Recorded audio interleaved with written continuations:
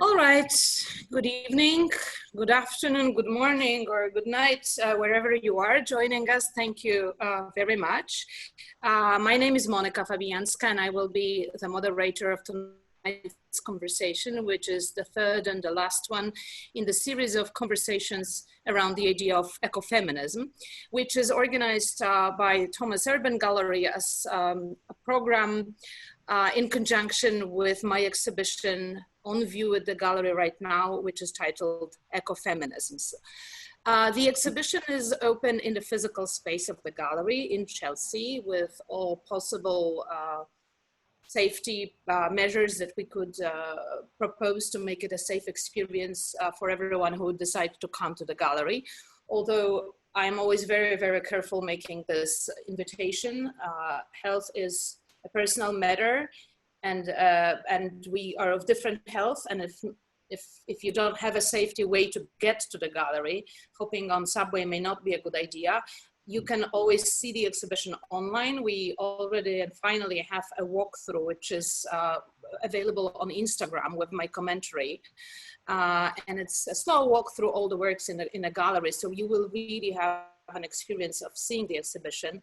You are now seeing the images. And we also organized a series of conversations with our artists and with three eminent special guests. All three conversations will be available as recordings for everyone who could not join us for them. Which leads me to the next point. If anybody would not like to be recorded, it's the time to log off. Of course, there is another way to do that. You don't have to ask the questions, and you may remain behind a black screen, not making your face visible. We will have this discussion for about an hour or so with three artists and our special guest, whom I will introduce in a moment. But after an hour, we will move to a Q&A session, and whoever would like to ask the question, please use the time either during the conversation or during the Q&A session to ask it in a chat.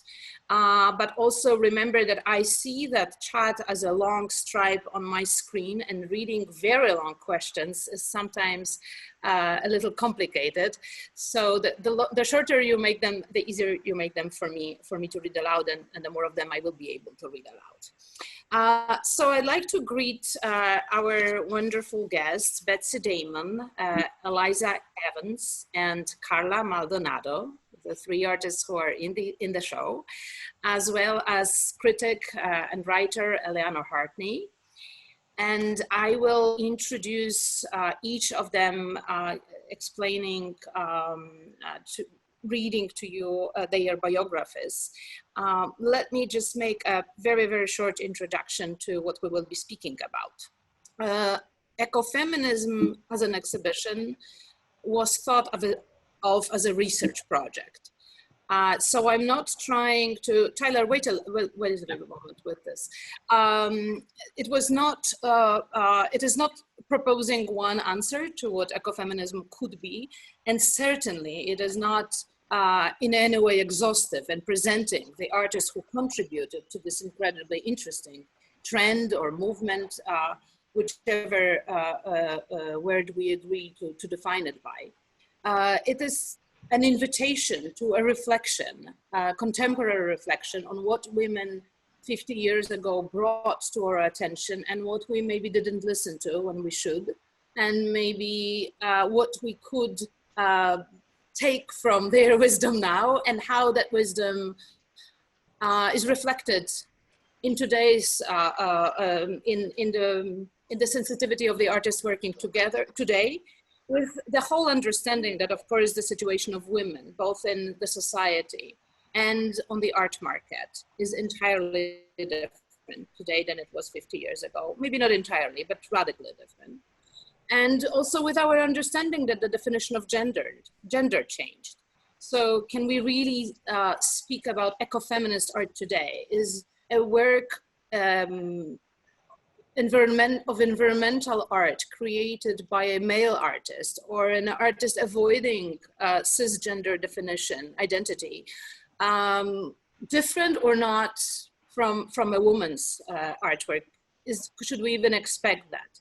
These are provocative questions. It's not that I don't have my ideas about them, but this is also why I would like to listen from you, the guests whom we invited, and especially Eleanor Heartney. And not only that she's an incredible critic and writer, but in May of this year, she published a major article in Arte America titled, what's the title? All or Nothing, about ecofeminist art.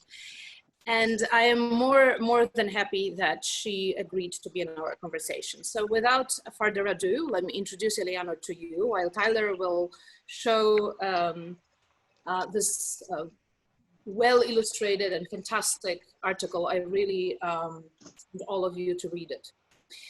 Eleanor Heartney is an art critic and author and has written extensively on contemporary art issues for many publications, including Art in America, Art Press, Art News, Art and Auction, the New Art Examiner, the Washington Post, and the New York Times.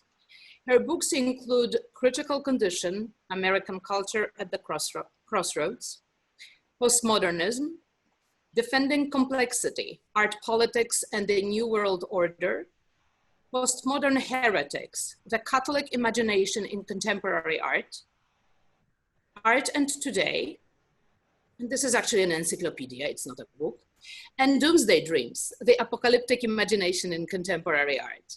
She is a co-author of Art After the Revolution, Women Who Transformed Contemporary Art, and The Reckoning, Women Artists of the New Millennium. Tyler, can you show us the following pages? She is past president of ICA USA, the American, can you slide through them one after another? Because I'm already done almost with the biography.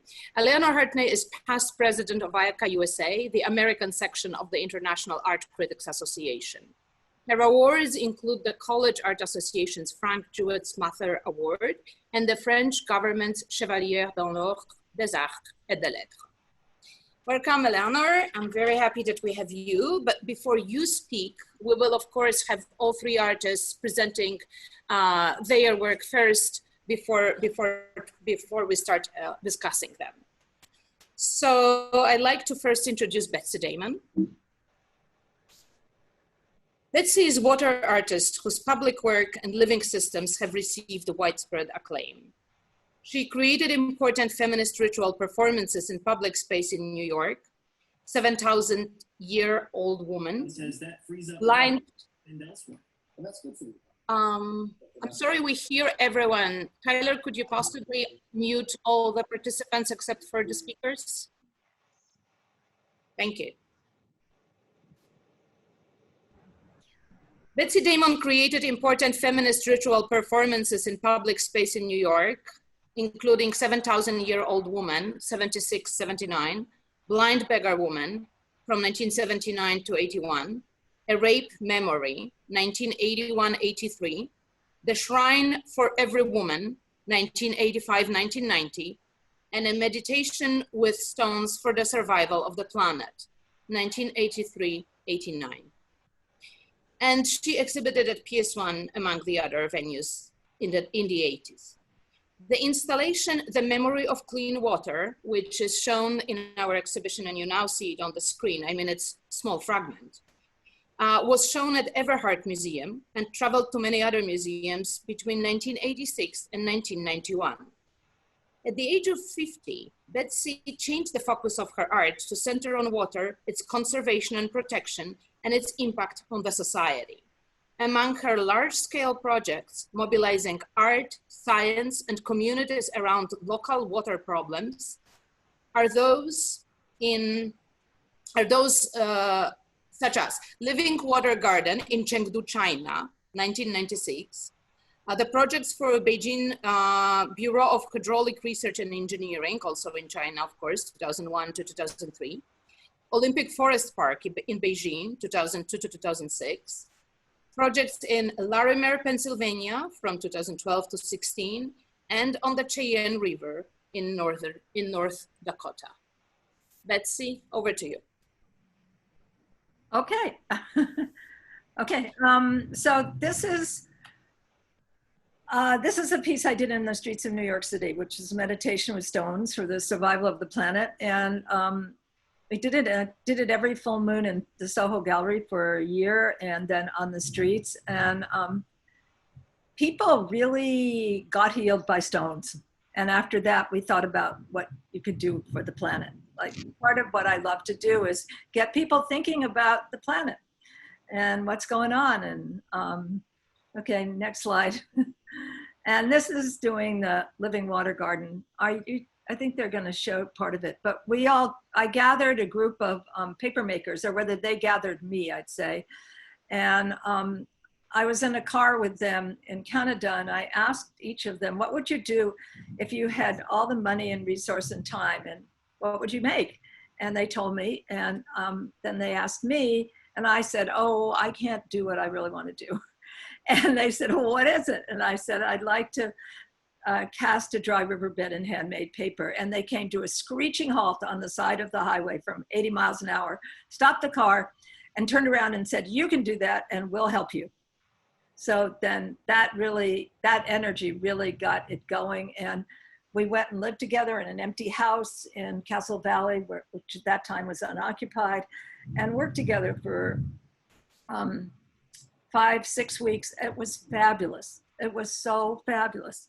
We made a lot of things from the environment, a lot of the paper from what we gathered, the textures were from the stones, which we ground up, and it was a dream. I could have done it for 6 months. Anyway, the piece came off, and it was first shown at Aviva Rahmani and then at PS1. And people really thought I was exaggerating, that I sort of lost my mind when I said, you know, water quality is a huge issue. And it was this piece, when I was working on it one day for 10 hours, and I looked up at the sky, and there was the Milky Way coming out. And I went and I said, oh, it looks just like the riverbed. And then I thought, everything's patterned by water, and I know nothing. I mean, nothing. And in fact, most of us know very little really about water, except our water bill and whether it comes or it goes. So that propelled me on my journey to learn about water. I think I don't know if that's 5 minutes or not. Oh, not yet. You can keep talking. And I learned the next day. This is the whole installation, right? This is 250 meters long, right? Well, this is part of 250 meters long. And the next day, I also learned that the indigenous people call the Milky Way the River of Stones. Wow. And I mean, I could tell a lot of stories from this time of working in this valley, which was really unoccupied and was clearly a wintering site for indigenous people. And Victor Massiev, the Hopi artist, was photographing the place or filming it. And I hadn't told him where we would be. Now, we thought we were super careful, like we hadn't disturbed anything. We didn't use anything polluting. We tried to leave it as we found it. Well, he could find us in a nanosecond. And I said, how did you find us? He said, oh, I can find a bunch of white people anywhere easily.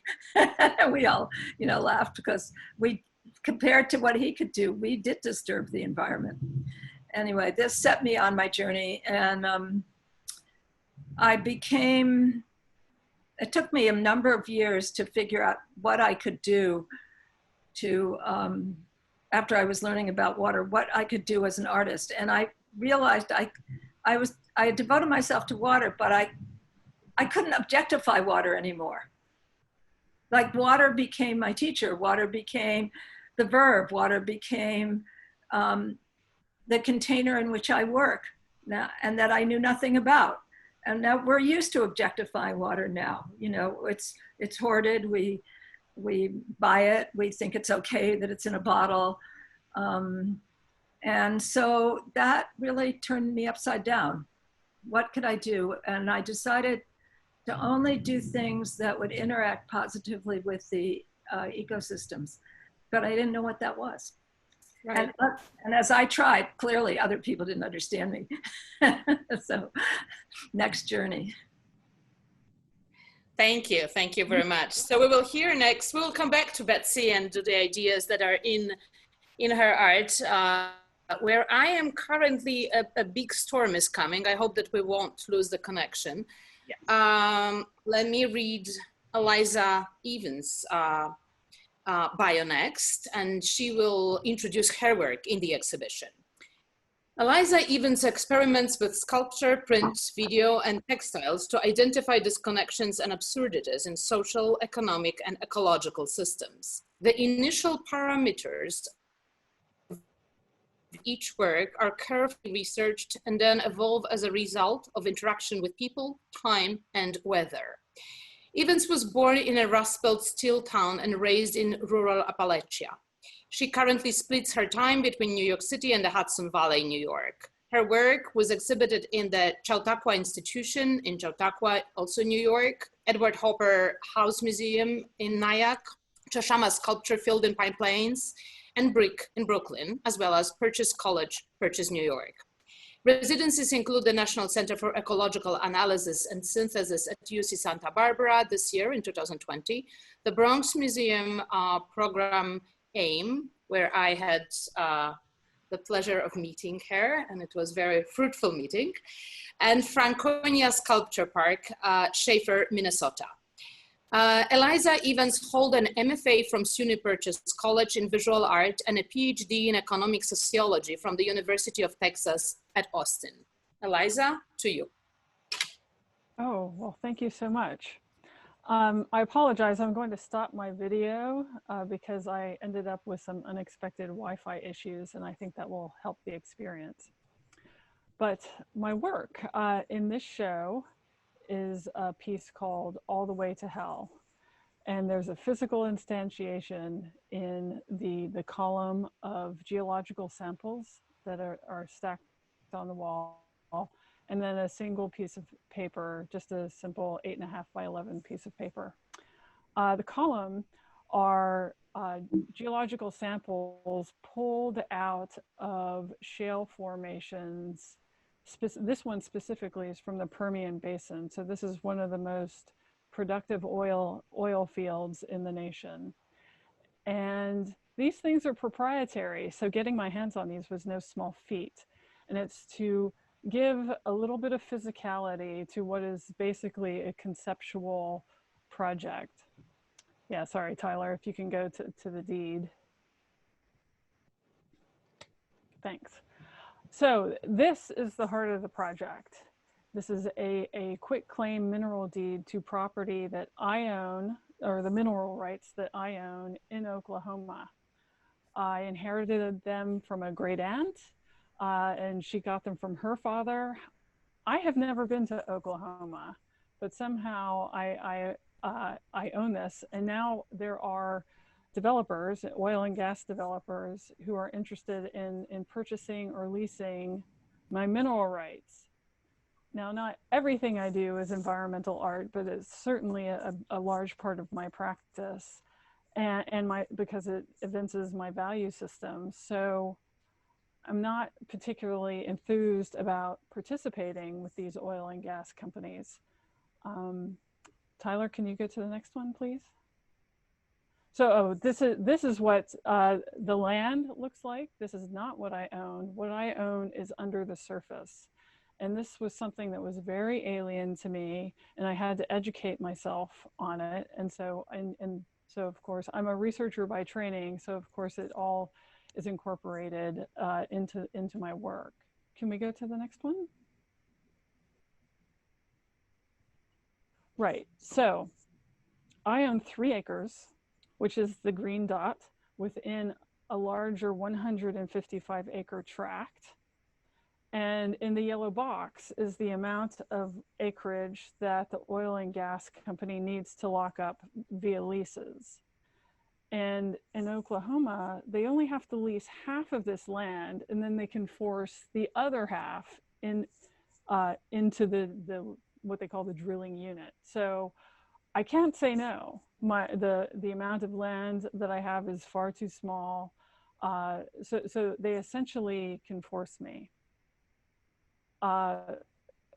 However, I'm a stubborn person and I don't like being told what to do, so as like most artists. So Tyler, can you go to the next slide, please? So this is me alone inside the drilling unit looking for options. If you can go to the next. So property law in the US is based on the ad coelum doctrine. So in theory, property rights extend to the heavens and they extend all the way to hell, you know, into the center of the earth. And so while the surface area of my mineral rights is only 3 acres, it extends, in theory at least, to the center of the earth. I'm not a lawyer, but I've combed through a lot of law journal articles and landman manuals to try and get a handle on this. And then I had to go get some professional help from an actual legal professional. And so the outcome of that is what is presented in this show. So let's go to the next one, Tyler. So what I propose to do is to divide my 3 acres into 1,000 different segments and to sell them off for $65 each. And that covers the legal fees, the filing fees, because it's really important that everything conform to the bureaucratic regime, because that's how we're going to break it. And the reason why this is so critical is the oil companies do have to track down every single owner. They at least have to offer a contract, and they have to register all of that activity with the state. This takes time and this takes money, and often they go through intermediaries, through brokers called landmen. And if the landman saw this in the middle of the property he wanted, he would just walk away, because it's way too much effort, and the fees are substantial. So what we're doing is creating a platform for what could be a 100-year protest. You know, we know we have to act before that, but 100 years is good enough. This has already been in my family inactive for 100 years. So hopefully it will remain inactive. Eliza, can you tell us how we can join this project? Sure. Well, thanks to COVID, I had to reimagine the way I was going to do this project. I had pictured myself doing art residencies and traveling all the country and going to arts and crafts fairs and offering what they offer in those contexts, you know, an art adjacent context, as a different aesthetic experience. But because of COVID, I have started a company. It's called All the Way to Hell, and you can find it at allthewaytohell.com. And I mean, I would love it if people would sign up and buy the shares, and that is certainly not the only way to participate. For those who are who really like the project and can afford it, you can actually buy portions for other people who can't afford it, because what matters is that there are many of us. That this is lots of individuals acting collectively, but not as a proper collective, because bureaucracies don't like that. But also, instead of going to arts and crafts fairs or environmental groups, I've been doing lots of Zoom calls. So if you belong to any kind of organization that would like to find out more about this project, I'd be welcome to talk. Also, I'm also trying to reach out to landowners who may find themselves in a similar circumstance.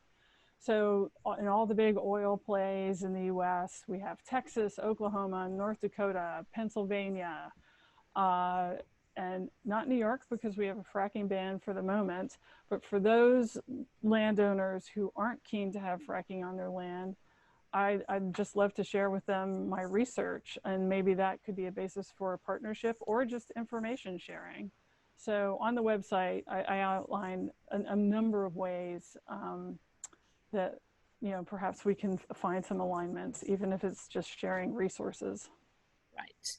Thank you so very much. We need to go to Carla. I will only summarize this, saying that I always associate that work not only with Aviva Rahmani's project, Blue Tree Symphony, but also with Agnes Denes' idea of planting a forest where she used many people. Everybody was planting one tree. And I think that would be wonderful if we would really all join Eliza in that effort. The idea was originally, as far as I remember, that the share will cost $10. There's some extra like county clerk administration fees, but we will still hope it will land below 100 or even below $75. And it would be wonderful if people would like to help us start this project and serve it for the entire community of landowners who don't want to be frackers in this country. Carla Maldonado, a Brazilian artist living in New York City now. Let me introduce her as one of, maybe she is the youngest artist in the exhibition. She is a multimedia artist working in photography, film, and installation. Her work responds to social political issues, patriarchy, and the environmental crisis, and explores the struggle of progressive movements in Bolsonaro, Brazil, her immigrant experience in Trump's era US. Maldonado's intuitively observational process is based on photographic and video documentation of environments she navigates and people she encounters, focusing on rebels, misfits, and revolutionaries. She showed at the Satellite Art Show in Miami and Brooklyn, Film Fest at the Farm in Rhinebeck, New York, School of Visual Arts, New York City, Summit Studio also in New York City, as well as Barcelona Planet Film Festival in Spain and the Knockdown Center in Brooklyn. She has BFA in fashion design from Senai Cetic in Rio de Janeiro from 2007 and MFA in photography, video, and related media from School of Visual Arts in New York in 2019. And now she is also a fellow of the AIM program at the Bronx Museum, through which we also met each other. And to you, Carla. Hi, so let me talk a little bit about the project that I'm showing in this amazing show. Dystopia of a Jungle City and the Human of Nature. It's a film I made in collaboration with the Cipia Community Center in Manaus, Brazil. And the video starts what you're looking at now with Bolsonaro speaking about his first visit to the Amazon forest after he got elected. And I end the video with my personal hero and the most inspiring indigenous activist and congresswoman in Brazil, Sonya Kelliher-Combs, as she speaks at the first Indigenous Women's March she organized last year in Brazil. So throughout the video, I take the viewer with me as I follow Mr. Domingos, the shaman of the community, and his wife, Miss Yozokamo. And my favorite thing about her is, one of my favorite things about her, and what inspired me a lot to do this video, is the relationship with her name in her native language, that Yozokamo means human of nature. So that's why the name of the video. And then throughout, I just walk around with them and share the things that I learned from them, how I see them as the guardians of the forest. And during the make of this film, there was absolutely no plot, nothing was staged, no conversations were repeated. The sky is falling down. No conversations were repeated, and there was absolutely no production besides me and my camera. So the only reason why this film exists is because of the openness of the community, and to me and to the camera that I had, and the connection we made as humans and the stories that ended up developing from this cultural exchange.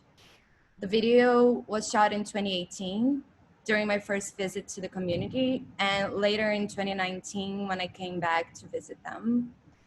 And in the film, I mix different elements that also refers to my psychological state when I was editing it in 2019, right after the presidential election in Brazil. dealing with Bolsonaro taking away all indigenous rights as fast as he could.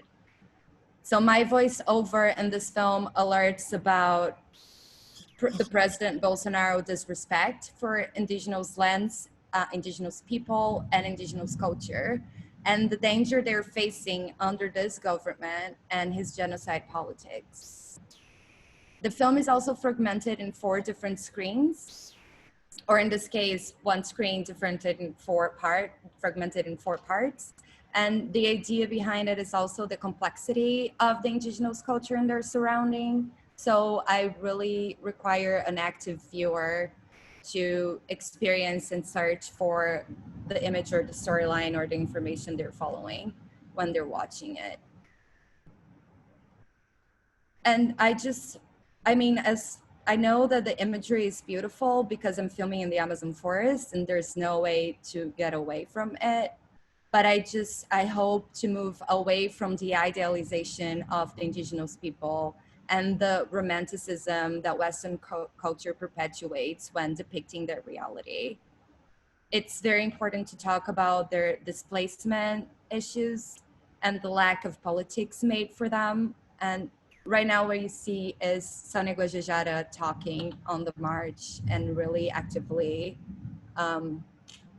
being completely against what's happening right now and the reality that she's facing in Brazil. Thank you.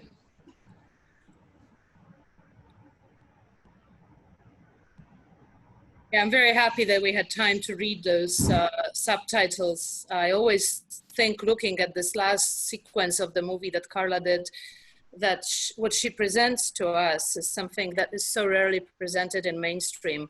We tend to see indigenous people as helpless and vulnerable and without their voice. And she shows that they are educated, powerful, political, and that they do have their voice. And she only transmits that voice to us. So I'd like us to go to the first question. Maybe Eleanor Heartney could now chime in. And there are a few critics who wrote more about political art and about activism in art than you. And I'd like you to talk to us about what role it plays in ecofeminism in this artist's efforts. How do you see that? Yeah. Well, first of all, I just want to say that, Monika, congratulations to you for putting together this incredibly timely show, and congratulations to all the artists. And it's especially now, we're in the midst of this whole sort of COVID nightmare, but it's important to remember that there are even more kind of vital and pressing issues that are coming upon us and are just sort of waiting in the wings. In terms of the question of activism, yeah, I've always, I've done a lot of writing about ecological art. It's something I've been interested in for a long time. And I've always been drawn in particular to the idea that artists, it's one of the areas where I think artists really can make a difference. There's always this question, can art make change?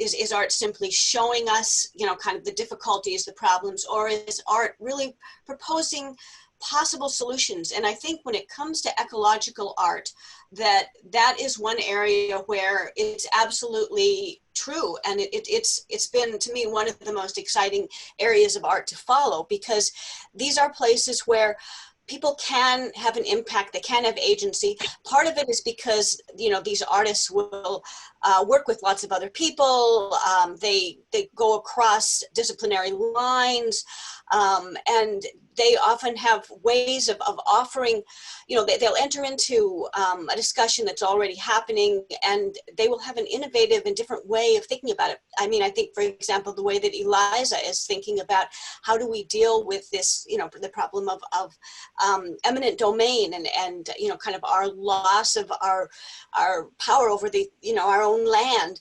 And she's come up with an incredibly innovative way of dealing with that, which, plays with and uses the legal system. I mean, I think Aviva Rahmani's solution is very similar. She spoke in the last Zoom conference that you had here. But so I think that for ecological art, yeah, activism is you know, I mean, it's what makes it ecological art in a way. It's also at the wonderful crossroads where activism and feminism and eco art come together. That's a powerful cocktail that we have here. Yeah. Go on. Well, I'm just going to say, I know we're going to talk in a little bit about what ecofeminism itself is, so I'll kind of maybe hold off till we get to that question. But yes, I think that there's a whole kind of, in a way, the essence, I see the essence of ecological art as also being feminist, but we'll get to that in a minute. Yeah, absolutely. Betsy, Carla, and Eliza, would you talk to us about what activism, because what fascinates me is that it's very present in the three very different bodies of work that you create, but in a very different way. Could you each talk to us what activism is to you? And maybe we should start with Betsy, actually, again. And I'm going to provoke you, and I will quote from what you wrote. Kill me, I don't remember now where I found it, but in 1981 manifesto for No Limits for Women Arts, for women artists, one of many organizations of feminist artists that you co-created, you wrote, "The nature of art is activist." Well, I think that's actually true. It's only recently that art has been turned into, especially this kind of material, high volume thing that's vacuous. And I think we can see in the movement, like of, say, Black Lives Matter, or where different groups have created their own language for activism over the past period of time. But, you know, Picasso's work was activist often, or if we go back in time, all through the Middle Ages, the building of a cathedral. All those things were, in a way, activist. They weren't separate from the heart of the community, from what people believed in. And now we have this whole art market that's separate. And I can remember when I had some beautiful visual work, but if it had any meaning in it, they weren't interested in buying it. Because it had to be meaningless. And we celebrate that, we honor that in this odd way that is corporate. So yes, I stand there, and I've struggled, I had to struggle with it myself because I was raised, you know, like, but, and I know in the rail, they said that I turned away from art when with the Living Water Garden, but there's some slides I have here. Tyler, could you show us the project from Chengdu? The art project, but I get artists together, and the one before it, the slide before that, before, back, oh well. Artist, okay. I had a slide of some of the artwork that was created by 25 artists, a gathering of Tibetans, Chinese, and one or two Americans. And that actually opened up the city, because we did it along the river, and it was called for, for the water quality of the river. We did it along the river, and that got the city interested. And then they talked to me, and they showed me their plans. And I said to them, well, why don't you make a park? They had a park plan. There's no river restoration in the United States that has a park plan with it. These Chinese had 19 kilometers of park for the center of their city. No, not a hotel, not a restaurant, not a movie theater, not a river walk like San Antonio, which is really dreadful, and but park. And so I said, why don't you make a park to teach people how nature cleans water? And they said to me, can you do that? And well, actually, frankly, I'd never done it. And I was shaking, and I nodded my head yes. And then they had a long discussion, and they told me they wanted me to give up the art, the public performance, that they believed it was a waste of time and everything. But I said, we can do that. And so, and they said, well, we'll watch you carefully, and if we like what you do, then you'll be invited back. So it was these 25 amazing art pieces. They were collaborative. They were collaborative with the city. People turned out for free to give the artist something.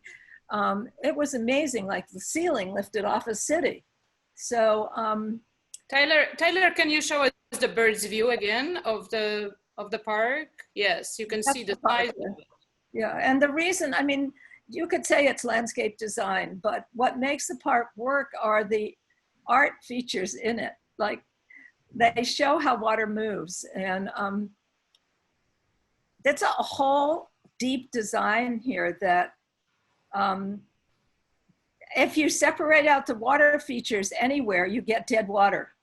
Now, if we put it all in a pipe and we own it somewhere else, but in this park, everything's connected from beginning to end. So it stays alive no matter how abused it is or neglected. You can go to the next. And the flow forms are a whole thing about water always moves in a vortex motion. Now, how do you exploit that in a city? And this is done in Europe quite a bit, but here it's like, that doesn't make any difference. It makes all the difference in the world. All the difference in the world. I've studied it and gone to conferences with the scientists, and how like nature would, water, all our rivers would clean themselves if we could stop polluting them or pollute them less. They would naturally come back. We could end this climate chaos thing if we took down our dams and connected up our rivers and restored the water system. We could seriously interrupt what's happening. So I just try to make examples, and but I made the sculptures, and this is why the children and everybody's so fascinated with the park, is because they can actually see the water moving, and they see which plants clean it, and they can see the whole system. So it was, I could say, a really high point in my life. And you also make it now a high point in our lives. I think the real, you know, you make, as a curator, you make exhibitions out of curiosity. And the more curious you are about something that you don't understand, the more you want to show it in your show. At least that's how it works for me. Mm-hmm. And I realized at some point that especially those artists who work, those women who worked with waste and wasteland and the contamination and toxicity, they went the farthest out of the gallery space, where they were never invited in the first place to begin in the 1970s or 60s. And that this radicalism by a lot of, a big part of the society could be called, as you said, urban planning. Somebody just wrote in the chat, that's way more than urban planning. And I hope that this exhibition brings this new, I mean, when we look at you and when you did it, we can't even say this is a new art form, but for such a big portion of the society, it's still something new. And it's heartbreaking that so much of it we are only discussing now, and maybe we should have done it before. And well, I've been asked into lots of urban planning things. Believe me, they do not reconnect the systems in the city. Right.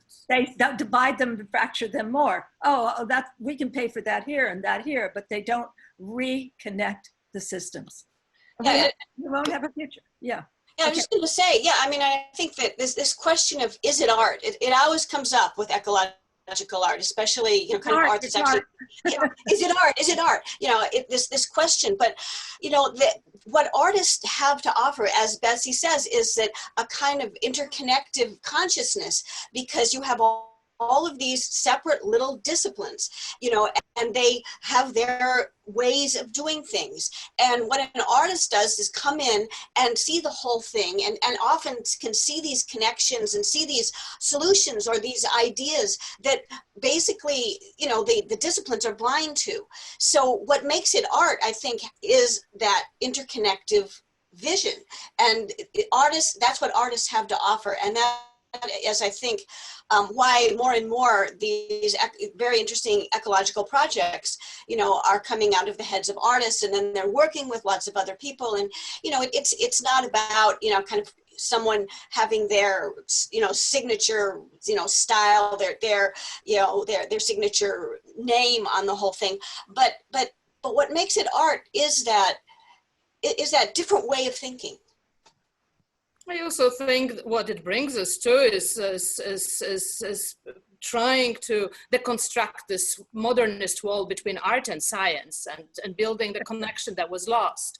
We have a doctor in economical science, Eliza Evans. Can you talk about what activism is for you in your practice? Sure, and I think it's drafting off of the comments, you know, what is it art? I'm getting asked that, and it doesn't bother me, because I'm purposely putting myself in these art adjacent or sometimes not art involved spaces, so that I can have different conversations in a different audience. You know, Eleanor talked about the cross-disciplinarity of environmental artists, but the audience is also very diverse. And I know that's one of the things that attracts me to the field. You know, my audience, I mean, I'm interested in native land rights, given where my own particular property is. There are a lot of issues that I care about, but my target audience are other mineral owners, because, you know, it's invisible. These people are hard to find. But last year, or 2 years ago, 12 million families received $22 billion in oil and gas royalties. There's this huge economy, and it's just probably they probably got the mineral rights the way I did. They inherited them. And they may not even live in the community where they own the resources. So I think just bringing some daylight to that entire process, and what are they doing? It's fracking. This is what's going on. And right now they're hiding. And I think some conversations need to be had. But I think, well, Eleanor, the term she used for the Harrisons was instigator. And I think that is a word that I'm using more and more now, because it's like striking a match or asking a question, and really let the response evolve over time in collaboration with other people in other contexts. Right. I also think your activism is also education. Education is such an important work in your practice. Oh, for sure. Carla, how about, your storm is now above my head, so I put the earplugs in so that you don't hear the storm. What's going on here is just totally crazy. Carla, can you talk to us about what activism is in your practice? I think my art merges with activism because it's political.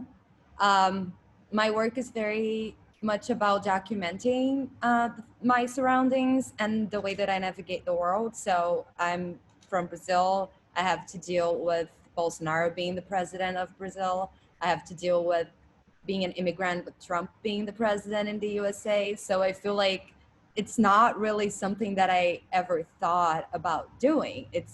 And I feel like it applies both to Betsy and Eliza too. I feel like we find ourselves in this situation because that's the only way we can find to respond to the reality that we find ourselves in.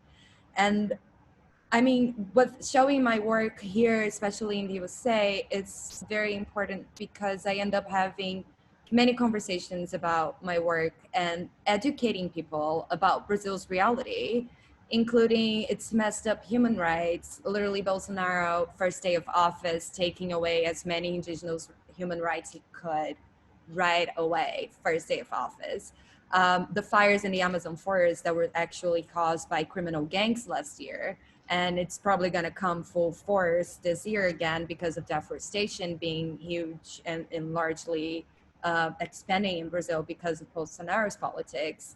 So I just find myself, especially with the American audience, teaching people about human rights in Brazil, colonization, and even remind people sometimes that Brazil is in Latin America. Some people just don't remember that. I just feel like, yeah, it's activism because me as a human being, I don't live a day without talking about or thinking about social change and this reality that we live. So I think it's just a natural thing for me. I never really made a decision or dealt with it. It's just how my creative process works and where my mind is at. Right. Andrea Bowers often says that her biggest ambition is really to document the current moment and the current activism, and that becomes her art. And I think that for many artists, just one stream and one river that they enter. But we also have to see through this exhibition or through articles like the one Eleanor wrote for Art in America, that it was present in women's work 50 years ago, and it's something that we can learn a lot from. Speaking about this, I would like to now try to go back to our original question, what ecofeminism is. Does it still exist today? What is it today, as opposed to or as continued from the 1970s? Eleanor, what are your thoughts on that? Yeah, I mean, one of the reasons that I wrote that article is that I wanted to show that there was this continuity. I think that, you know, there can be a kind of misapprehension to see ecofeminism as something that's sort of exclusively about women, to see it as it's connected to gender identity, you know, that it's you know, not involving men, etc. is a misunderstanding of it. The way that I understand ecofeminism is that it's a paradigm that, and one of the things that I guess, and I talked about this in the article, that really, I guess, helped me to understand this was Carolyn Merchant's book, which was published in 1980, called The Death of Nature. And she's a brilliant historian of science, and talked about, she you know, kind of just walked through the whole thing about the way that Western culture, you know, from the Renaissance on, really was sort of predicated on this instrumentalist view of nature, which was parallel to the instrumentalist view of women, that these were this, you know, kind of very similar, the same language. She quotes from some of the, you know, the great rationalists like Francis Bacon, you know, and or Descartes, and the way that they talk about the land, it sounds like the terms of rape. I mean, it's just kind of, it's very striking. So what she was talking about was that there are different paradigms for understanding our relationship to nature. Our Western culture, Western society has been ruled since the Renaissance by this kind of extractive, dominative, you know, kind of binary view. And that, in fact, you know, if you go back earlier in history, or if you go to indigenous cultures, you see a very different kind of you know, set of relationships. And that is what I'm calling ecofeminism. So ecofeminism, as defined in that way, is not about kind of, if you're a man or you're a woman, it's not just sort of women artists who are doing ecological art.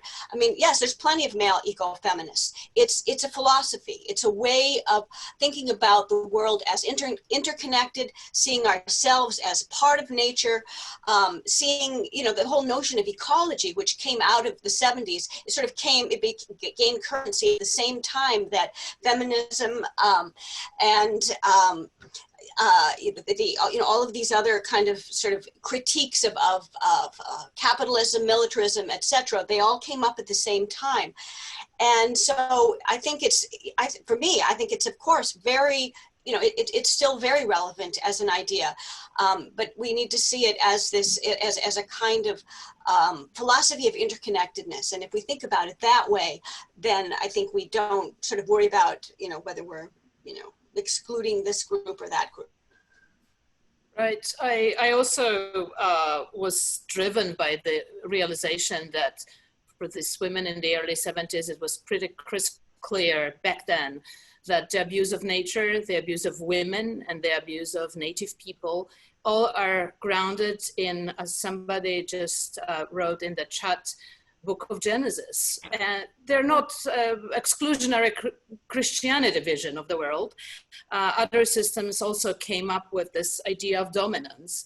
But as I think Aviva Rahmani pointed out in her writing, in King James Bible, the word Aramaic word that was supposed to mean care was translated into dominion, which is which leads us to the beginning. Yeah. Yes, yeah, dominionism, that, you know, although I have to say, I mean, I do a lot of writing also about religion, art and religion, and that, it's not necessarily a part of even sort of the Judeo-Christian traditions, because within the Judeo-Christian traditions, there are other non-dominionist ways of thinking about things, particularly within the Jewish tradition. This notion of tikkun olam, which is repairing the earth, there, and within Christianity as well, the idea that we are stewards of the earth, and not simply, it is not simply just there for us to dominate. So, but religion does play some pretty strange roles in all of this. There's no question about that. I wish we had Helène Aylon with us to discuss tikkun olam and the tradition of Judaism versus feminism. I wanted to point that earlier, but I didn't want to break Betsy's presentation. In the first slide that Betsy showed you from meditation with the stones, among the people who perform, there is Helène Aylon, who is also part of our exhibition. Maybe Tyler can show us this image later on for the closing of the evening. Betsy, Carla, Eliza, could you comment on ecofeminism, on the idea, on what feminism mean in your perspective, in your personal perspective, in your art? Whoever wants to speak first. Oh, I could say, I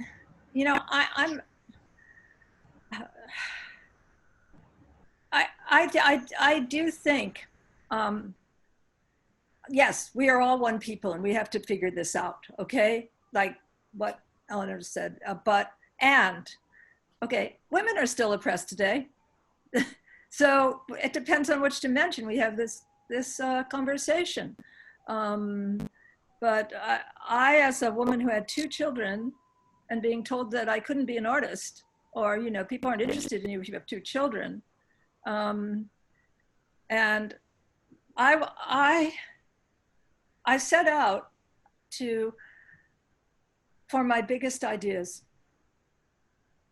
And so, yes, being female is completely integral to but I had to go on a journey to get her back, but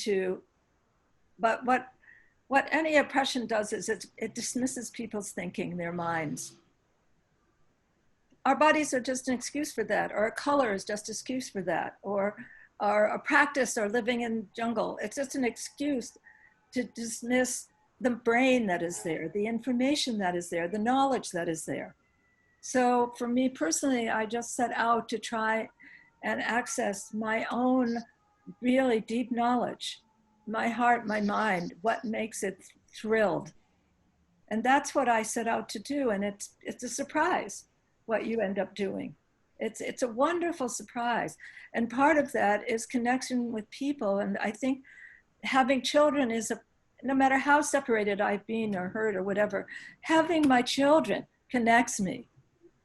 And so I always work with connection. There is no other way to work. And as Audre Lorde said, without community, there's no liberation. So very aware that I'm very interdependent and interconnected to everyone around and in conversation. Otherwise, and also there's no way we're gonna win this thing with the earth if we don't. If we don't want to become one great, big, wonderful, we are doing this as an artist. But we could say we're doing it as an engineer or a scientist, and to bring all those together, that we have to come together on a way that, and that I think that will be female led. I really do. I really believe that. And I was telling somebody, women have more connectors, more neural connectors than men. We have 2 to 3 times more. Oh, I had no idea. Yeah, yeah, we feel that. We feel that. Now, is it significant? No one's proved it, but we feel it. And that's why the women are stepping forward now and leading so powerfully, because they're just so clear. It hurts what's wrong. And whether it's a river or people or, it's all the same. Carla, in one of our first conversations, you said that the future is female too. Can you talk about this from your perspective? Yeah, I mean, when I say that, I don't mean the binary female and male. Like, what I mean by that, it's more of an understanding of everybody can have a female side. You know what I mean? It's more about the energy that you're putting out in the world, and whatever that means, honestly.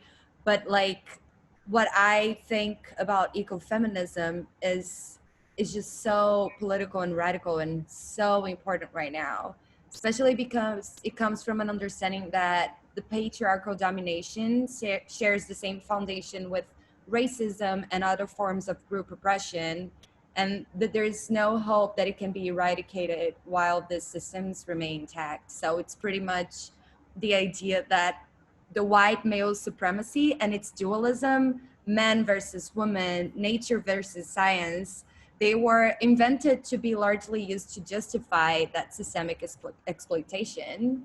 They're the basis of the oppressive capitalism we find ourselves in. The colonization of people and the colonization of land all comes from the same evil source. So I feel like ecofeminism is to acknowledge that, identify our enemies, and fight back as a group. Women, queer, Black, indigenous, people of color, land defenders, we all want the same thing, and our fight is against the same people. And I feel like that's what's so amazing for me when it comes to the theory of ecofeminism. And it really, when I started reading about it, it just really changed my perception of everything, because it really answers so many questions that I had before. It makes it so clear. And it is this unity, like people fighting together. We're talking about the same source of evil people dominating everything that they can because they love their privileges. How can we fight back? I mean, people call minority a minority, but actually it's the other way around. Minority is the majority nowadays, you know? So like, if we organize it really well, we're gonna be able to take them out of their comfort zone. And I feel like that's the start. Eliza? Thank you. No, that was great. Yeah, and I think organize ourselves. And I think that's where, you know, my current work is situated. You know, it's weaponizing bureaucracy. In some ways, this is the unsexiest thing ever. But yeah, but it's forcing a flattening, you know, a resistance, and it's all to get permission to do nothing. Just like Betsy said earlier, a river left alone will clean itself. But getting permission to be left alone, like I want these mineral rights to be left alone. I'd like the land to be left alone. I'd like the people who are disproportionately experiencing climate change and ecological injustice to be left alone. But they're not. And but to be honest, when I first saw the title to the show, I was like, huh. Yeah. I'm not sure that was the place in which the work was conceived, but now, you know, of course, there are writers and thinkers and other artists who are associated with ecofeminism that are my influences. But I think what being in this show and talking with other artists I've gotten from is this is a multivalent approach to making work, and how the work is conceived, how it is made, and how it is experienced. And so I'm now seeing threads throughout my work that are very empowering. And so I've it's definitely been led to a radicalization of my own work and my own process. Right. Thank you. We will be bringing the audience questions and commentaries slowly in. And as a moderator, I have this privilege of taking some liberty here. I said a moment ago that somebody wrote about Book of Genesis in the chat channel. It was not somebody. It's the author of the best article that has so far been written about Betsy's work. And I'm so honored that you're listening. This is Christian Philippone text about Betsy in Women's Art Journal. And whenever COVID or anything comes and all the libraries are closed, you have everything on your shelves already.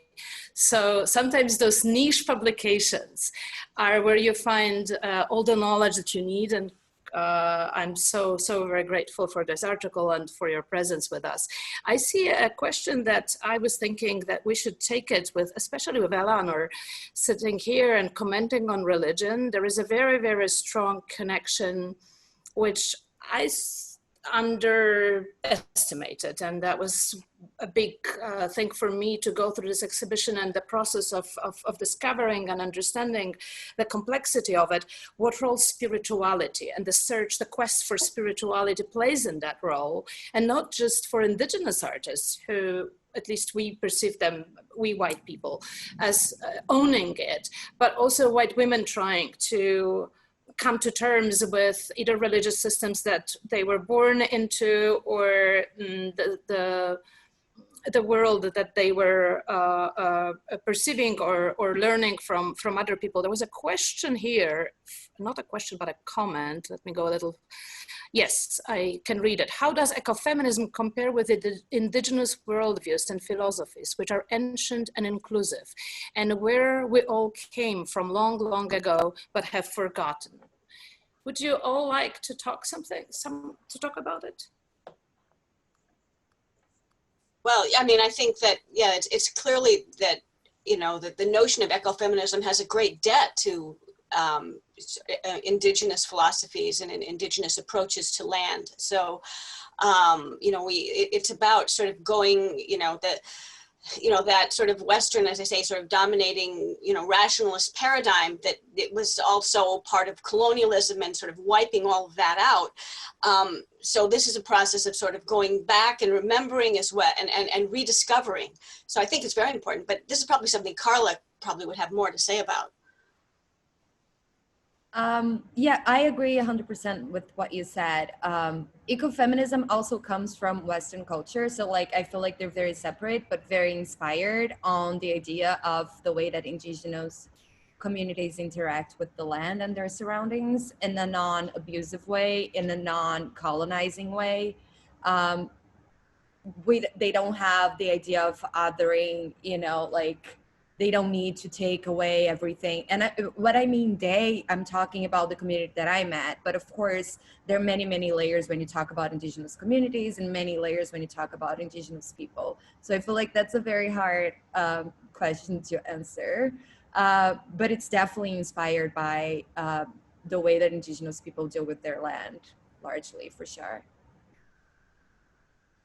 I don't know how to, I don't know how to exactly what to say. I sometimes, I had the same reaction. I resist boxes, but in fact, almost the way ecofeminism needs to step out of a box. It's not, it's like, it's all inclusive.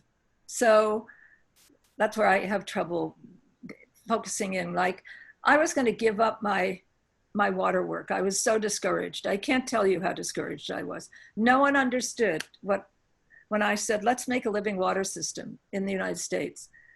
When I went to China, they understood what that meant. And they said, yeah.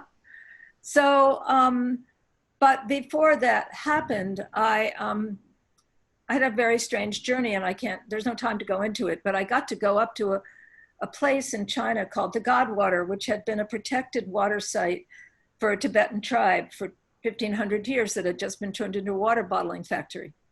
I'm at this factory and I'm going to give up my water work. I'm like, I'm broke, I can't do anymore. And I drank this water and my whole body came alive. And I went, oh my God, oh my goodness, I can't give up my work. And then after that is when I got to do the other work in China, and I got funding anonymously from a phone call and everything like that. But these this connection to land and health, because people were so dependent on that, they had all this knowledge that has been taken and turned into a medicine or into nothing or into a bottling factory. And they call that progress.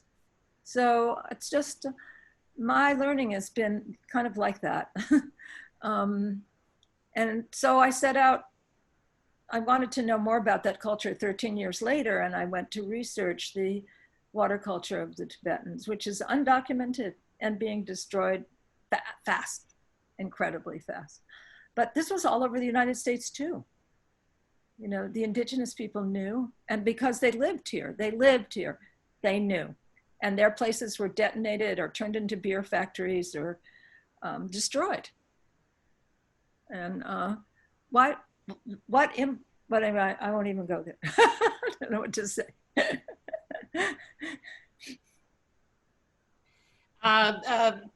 I'm asking the audience to ask questions. We have plenty of commentaries and congratulations, but let's leave it aside, and we want to use our time the best. So if you have questions, please ask them now. What is interesting, I found other questions before in the feed that were also about spirituality. And I'm very happy that people are seeing this connection. At the beginning, as I said, when I started that research, I was sort of blocked by seeing goddess art as a visual representation of it. And then I found that from that foundation, from that search, works that were created later, like your Betsy Memory of Clean Water, which is mid-1980s, when there is no clear representation anymore, but there is clear radical gesture of living behind the so-called art world. This is where the search for spirituality really brings us to the sources.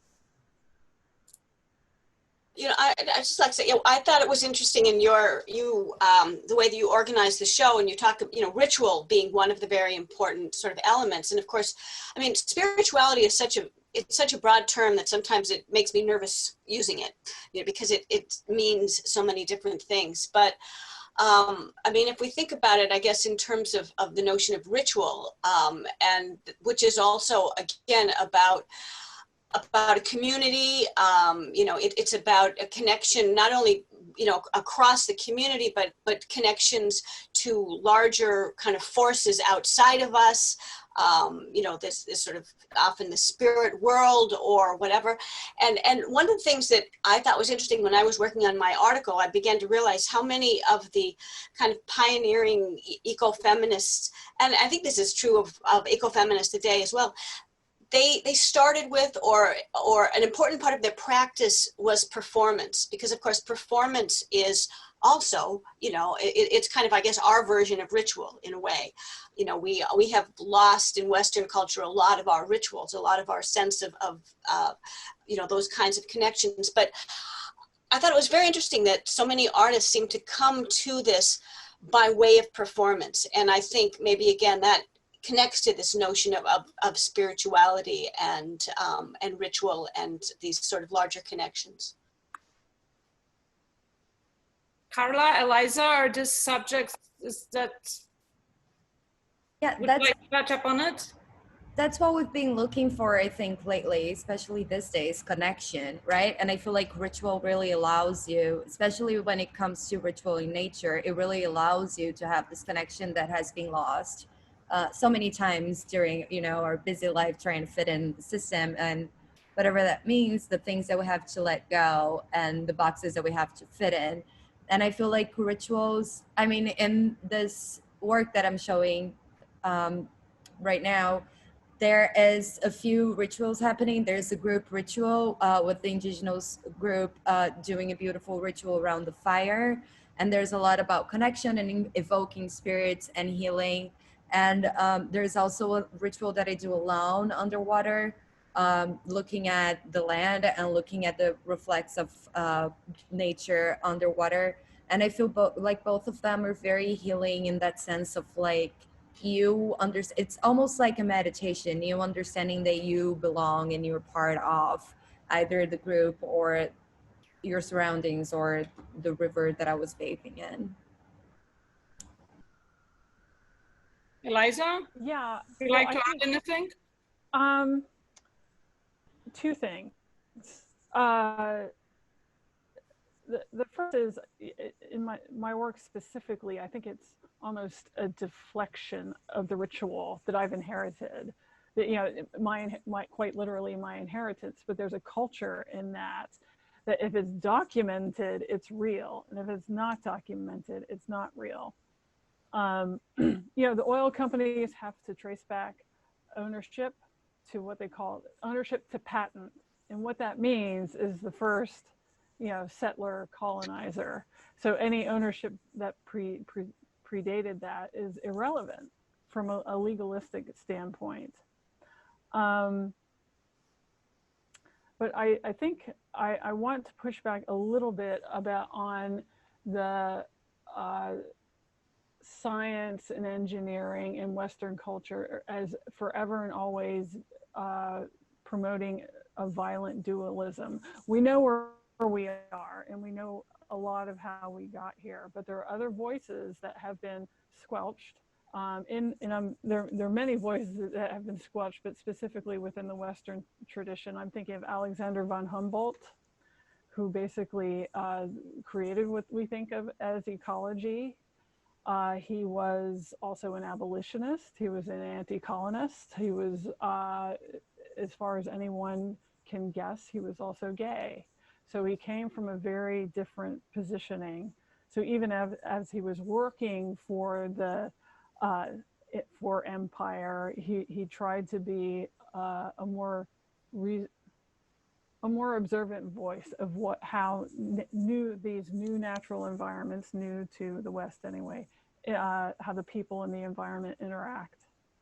And also, I'm sure a lot of the people here are familiar with Robin Kimmerer's work, braiding sweetgrass, and so she's an ecologist in Syracuse, but she also is Native, and so in this beautiful book, she knits together these two perspectives. It's a really beautiful book, and if anyone here is interested in that, I suggest they look it up. And I'll put a notice in the chat.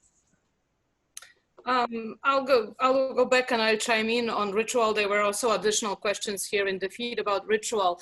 In the exhibition, you have the works by Agnes Denes, for example, which is titled The Rice Tree Burial. And the first idea for this first iteration of this work was realized in 1968 and is considered to be the first eco work done outside on the site. And site-specific, and she organized it as a private ritual and then repeated in 10 years later, more or less, in Lewiston, New York, near Niagara Falls, during 3 summers, 77, 78, and 79, repeating one of those, one of the 3 parts of the ritual once again.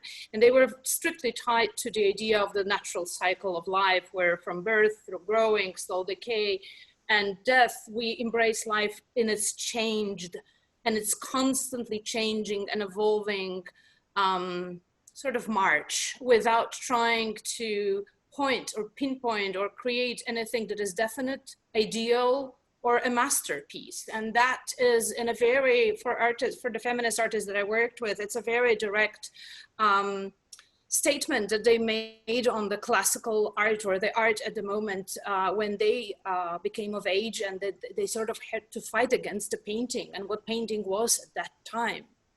And other artists who did it also as much more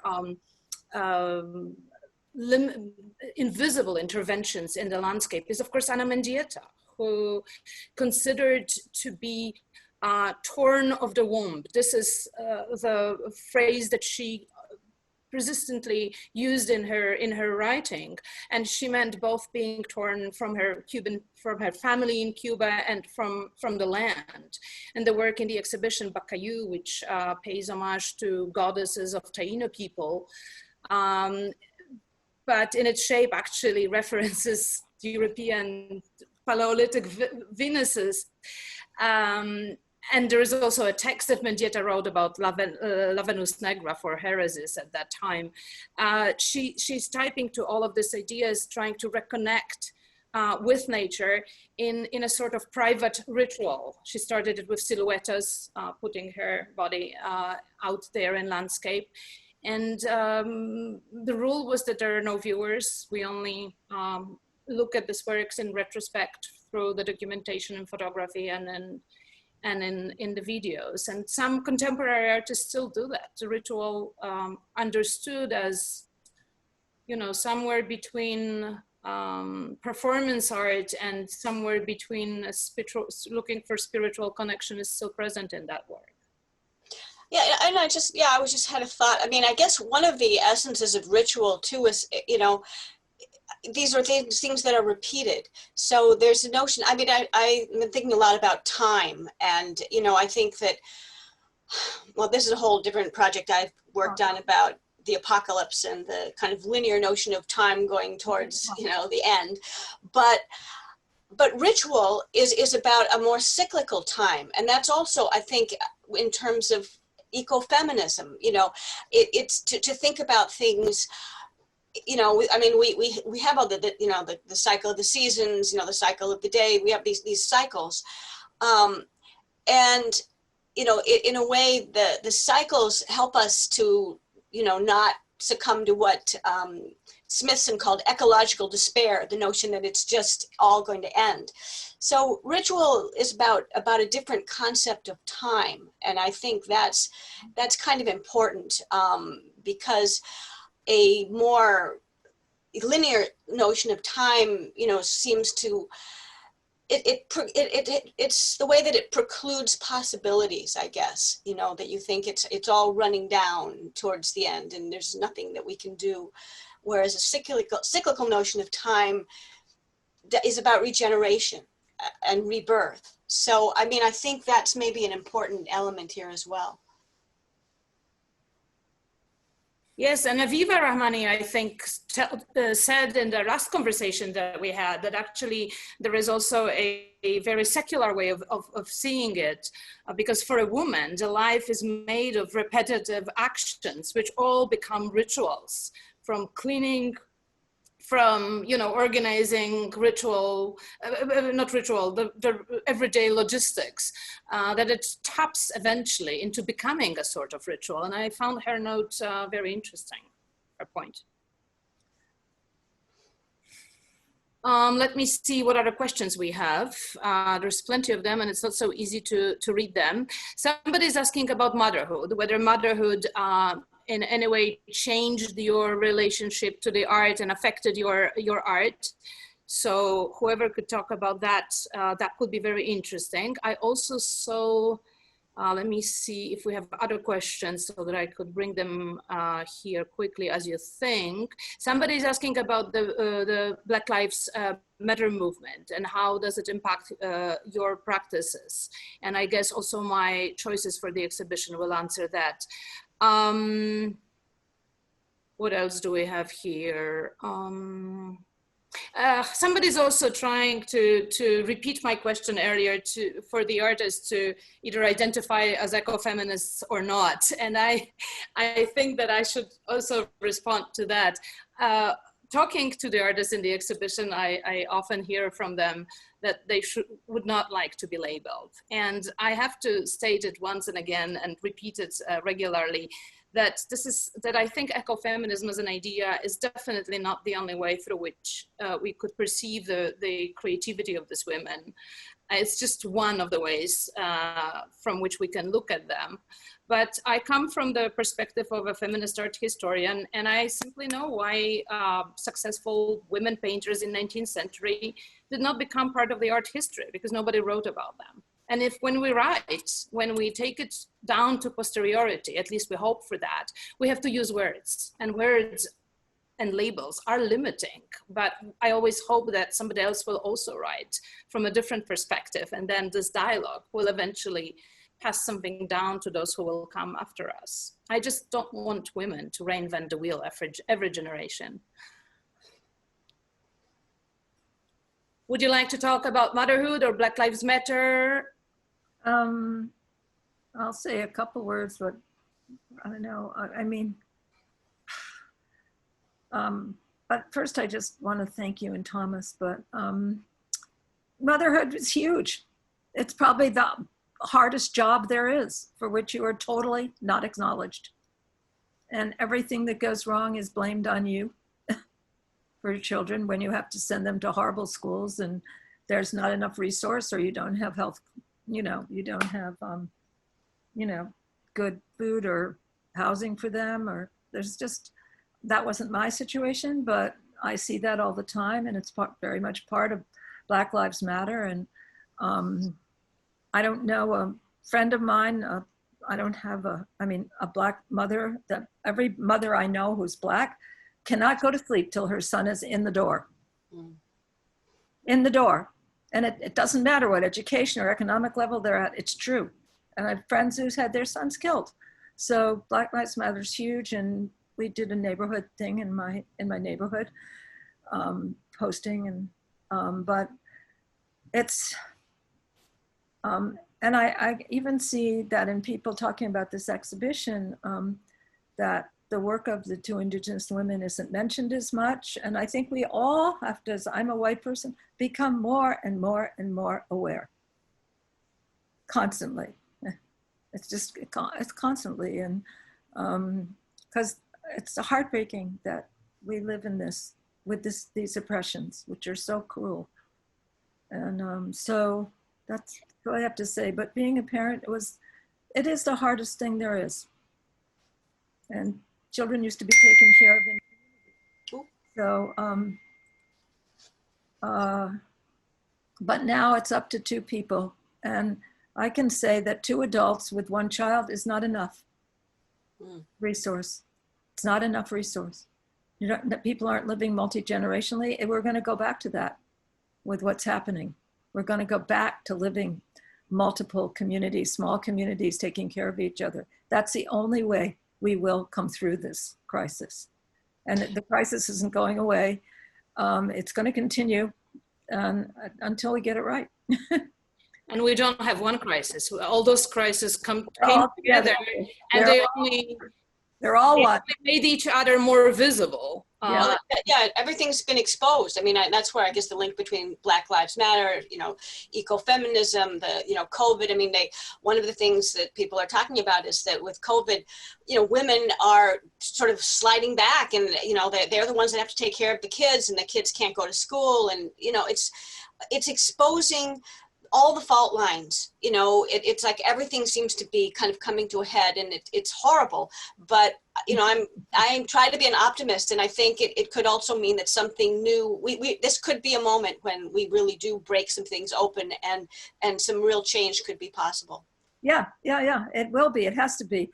Honestly, I lived in China for 10 years. I was there during SARS. I have never in my life seen people help each other so much. Really, everybody's survival. There's things about that culture. Their social safety nets are so much in place comparatively. Right. They are. So, you know, ours aren't. Why? Capitalism. Yeah. So, I could speak, but I think that I'd rather have Carla speak as the youngest to sort of top it before I close it. We should hear from the youngest generation as well. Yep. But I think that it's being like this big thing about the Black Lives Matter movement right now. It's not a new movement. It didn't start the other day.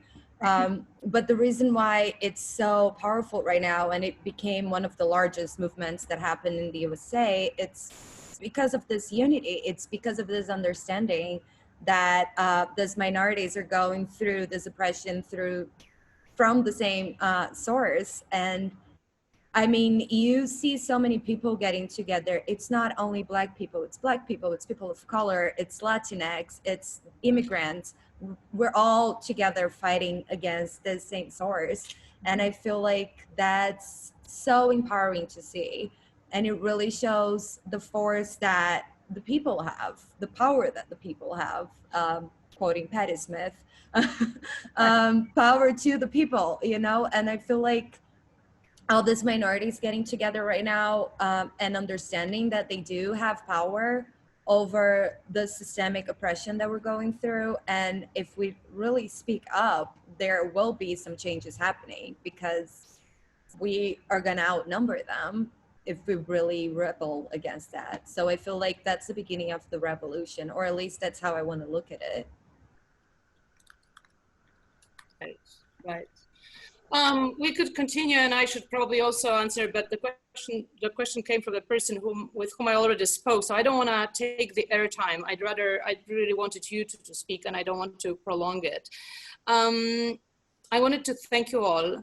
I also wanted to thank you all for something much more special than this one conversation. I had a very, you know, putting a show during a pandemic was was kind of a crazy thing to do. We actually thought with Thomas that everybody else was doing that too, because this was something that we found our intellectual and mental freedom in doing, pursuing the goal, not being sure when we will be able to show it, and postponing. We were considering, of course, canceling. We were considered canceling the second time when the protest started, and we were not sure if it's the time for this show. Then we thought of bringing it to 2021, and then eventually we opened it. So, you know, putting together a logistical effort when you don't know what's the day of your opening is just absolutely insane. When the storages with art are closed and people who confirmed the availability of work to you 2 months ago are no longer employed and they don't answer emails because they are furloughed. This is the reality, a very, very grim reality in which we created this, but it became, I think, with everyday freedom for a larger group of people. And I felt this enormous sense of community with my artists. I'm very grateful to them. Not just as usual, we're grateful for their trust in giving us the works to the show. I'm grateful for their support throughout this process, for so many private exchanges and personal thoughts and checking on each other every day and giving each other power and support. And I hope that the show was the same to you. And I have to say that it became bigger with Eleanor and Julie Rice and Candice Hopkins joining us in these conversations, not to mention the gallery, of course, who made it all possible.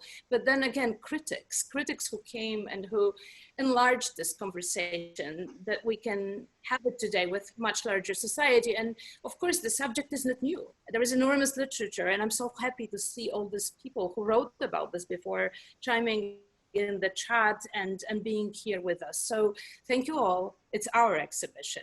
And by the way, because it became bigger and bigger, Thomas decided to reopen the show in September, and it will be open again from September the 8th through the September 26th.